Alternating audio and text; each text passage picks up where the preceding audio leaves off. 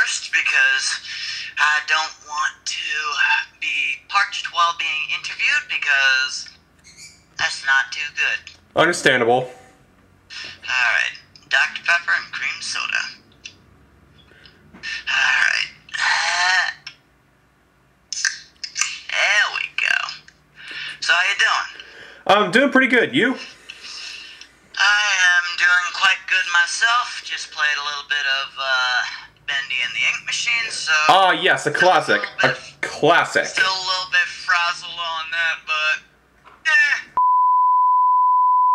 Alright, ladies and gentlemen, please welcome TDW_8021, the CEO of AVS. Welcome to the show, dude. How you doing? I'm doing good. How about you? Likewise. Okay, so I've got some pretty simple questions here. So AVS is short for Approach Vector Studios, and for those of you who don't know, I've mentioned this before, but we are working on a MetaRunner fan project called Analyst, a MetaRunner story.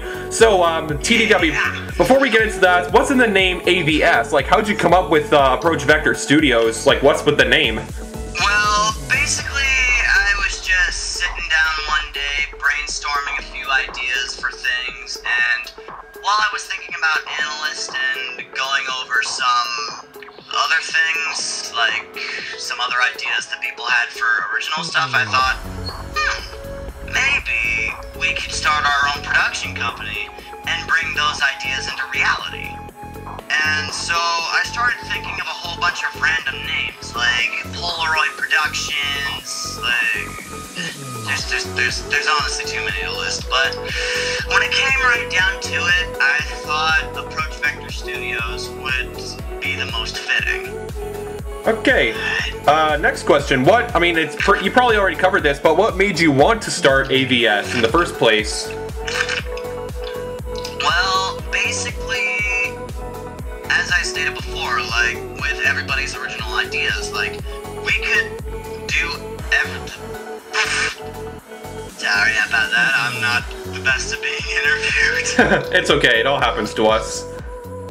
Okay, so basically, like, working our hardest to bring our ideas to life, because if we have enough time, energy, resources, and the drive to do it, then we can accomplish anything we want. Yeah, that's just kind of the general gist of a lot of companies, you know? Okay, so, you know, I've gotten a bunch of subscribers since I originally mentioned that I was employed with Analyst, so, I mean, what was your inspiration for it? Well, basically, honestly, this is a really interesting story. So, I was going around on Twitter looking for some MetaRunner related stuff, and I came across a few people with some original characters, or OCs, as the youngsters call it, and like I thought, might as well join in on this bandwagon. So I started coming up with the weirdest, well, not really the weirdest, but like, it's honestly hard to phrase how I created my character before this point, because like he was originally going to be a standard MetaRunner with a lot of friends and like all that good jazz, but then I thought, nah, that's a bit too perfect. I need to give him some flaws. Yeah, that's always a good thing, just to give your character some like depth, you know? Yep. So when it came to the flaws, like I thought of it, like maybe his MetaRunner arm could be defective, and it couldn't exactly be the same as everybody else's, meaning like his arm could be a prototype, and like it could have a whole bunch of wires going from his hand into the back of his neck, causing him all kinds of pain and just making it hard for him to live his life normally. Oh, that is pretty cool.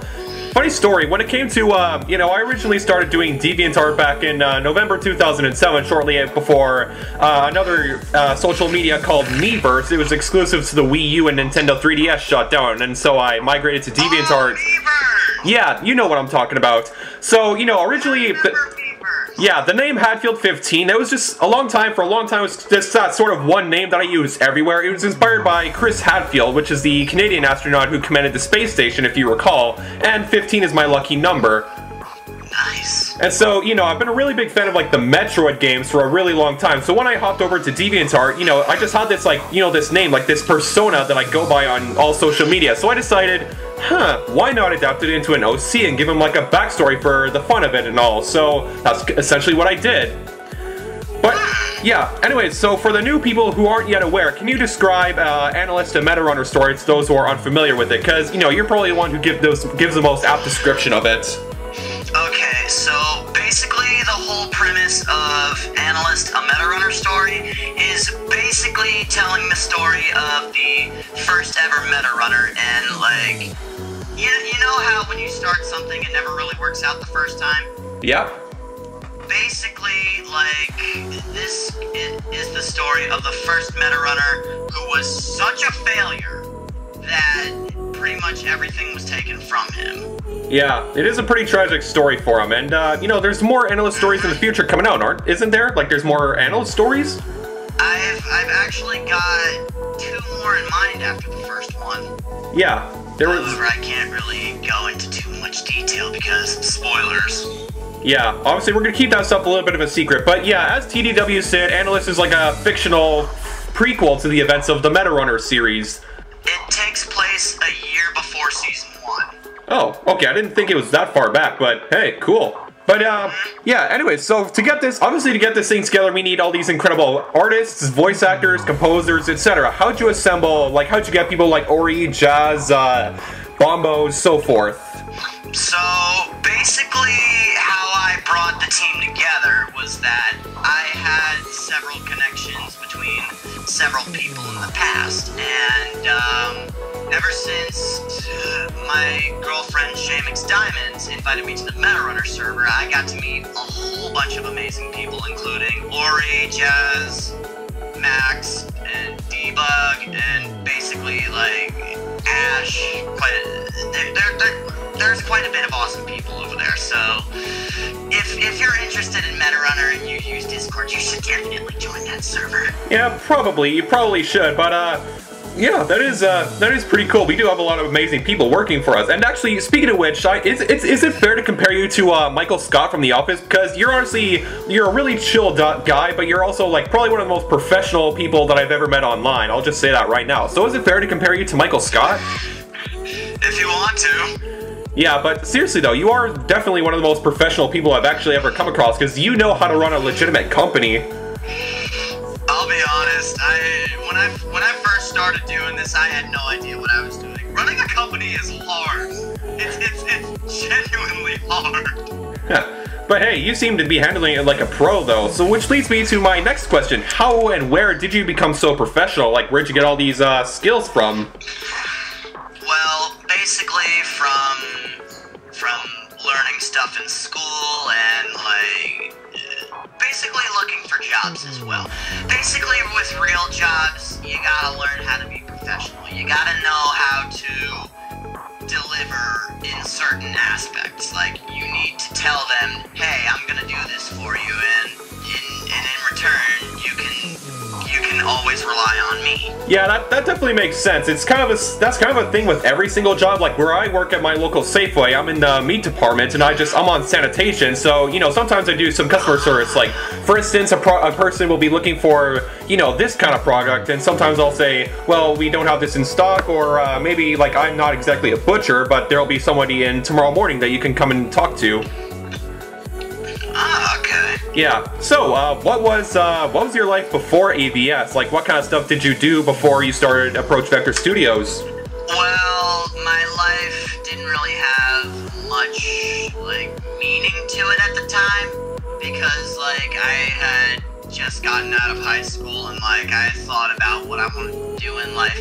Like, I originally wanted to be a musician, an actor, and, like, that sort of stuff, but I realized that doing that immediately after high school, that's gonna be hard. Yeah, I was kind of thinking, because, you know, I technically graduated this year, but I'm going back to my high school for one semester because I got to pick up Chemistry 30, and I just want to try and up a bit of my marks a little bit. I mean, I did enough to get my diploma and all that, but I'm going to, you know, just go back for one semester, take a year off, just to give myself some money to sustain myself, but after that I'm looking to go over one province over to British Columbia to take mechatronics and robotics.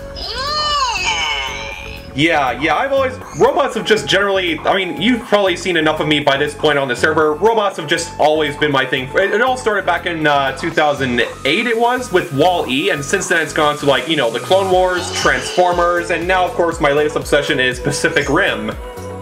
Yes! Yeah, they're all really good movies in their own rights, definitely. Okay, so what are some of your ambitions from the future, AVS or AVS aside? Well, basically, future ambitions are like to hopefully further AVS more to the point where we become as, well, I don't really know if I can say popular, but like, well, no, kind of like Disney, Viacom, Wow. Several major companies like that. Yeah, that it is a pretty long shot at this stage, but you know, enough optimism and enough hard effort could actually potentially get us there, you know? Yeah, I too am actually pretty optimistic to see where like Analyst and other AVS originals take us in the future, because you know the concepts behind all this is really cool, and it's really a good pleasure to have drawn up all the concepts for characters like Kobe. I actually drew up Wire's Metarunner art. For context, Wire, aka Devin Brooks, is Analyst's main character. Yeah, how did you come up with the name? I mean, we obviously know where the Wire comes from, but what led you to come up with the name Devin Brooks? Well, Wire's real name wasn't gonna be Devin. Oh, what was it? It was going to be Ryan, Reynolds? Honestly, I can't... I'm sorry. I honestly don't remember what his last name was gonna be, but then I thought, Devin's a guy's name too, right? Yeah. And then I thought, yeah. And the last name Brooks came from, well, have you heard of a really old show called Zoe 101? Yeah, no, sorry. Well, basically, it was about a girl named Zoe Brooks who attended a boarding school. No, was it a boarding school? I mean, it was a school known as Pacific Coast Academy, and like it basically just told the story of her life in that school. Yeah, cool. And so I thought the last name Brooks would be fitting for him. Yeah, it is pretty cool, but then again, I suppose his school is kind of like a normal school, you know, it just, yeah. Yeah. Alright, well, that's about all the questions I wanted to ask you, so thank you once again, TDW. Wait, that's it? You don't have any more?